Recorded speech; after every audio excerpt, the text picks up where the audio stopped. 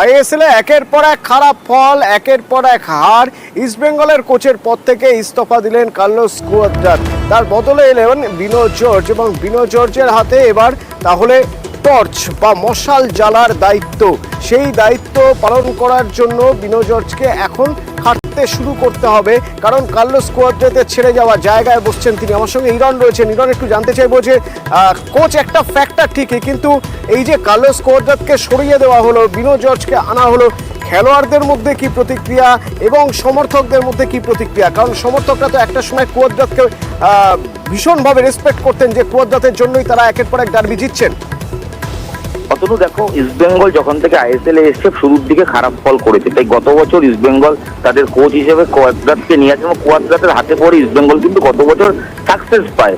দীর্ঘ 12 বছর পর তারা ট্রফি খরা কাটিয়ে সুপার কাপ জেতে ডুরান্ডে মোহনবাগানের কাছে ফাইনালে হারলো, রানার্স হয়। আইএসএল এ আশানুরূপ ফল করতে না পারলেও কোচের পছন্দ মতো প্লেয়ার বিভিন্ন পজিশনে, মিডফিল্ডে তালাল, স্ট্রাইকারে দিমি, গোলকিপে দেবজিৎ, গোলকিপিংয়ে এবং জ্যাকসন সিং, একাধিক প্লেয়ার ইস্টবেঙ্গল কর্তারা এবার নিয়ে এসেছিলেন। তবে এবছর দেখা যায় মরশুমের শুরু থেকেই ফিটনেস সমস্যায় ভুগছে দল। ডুরান্ডে কোয়ার্টার ফাইনালে আই লিগের লাজংয়ের কাছে হারতে হয়।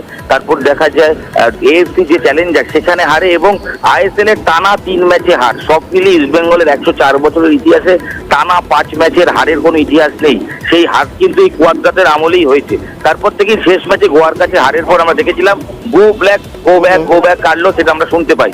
তারপর থেকে গোল্ডেন হ্যান্ডসে কার্লোস কুয়াদ্রাত সরে গেলেন এবং অন্তর্বর্তীকালীন কোচ হলেন বিনো জর্জ। ফুটবলাররা আপাতত করে এই বিষয়ে কোনো কিছু না বললেও আপাতত দায়িত্ব সামলাবেন বিনো জর্জ, কারণ রিজার্ভ দলের কোচ তিনি। কলকাতা লিগে চ্যাম্পিয়ন করার মুখে ইস্টবেঙ্গলকে।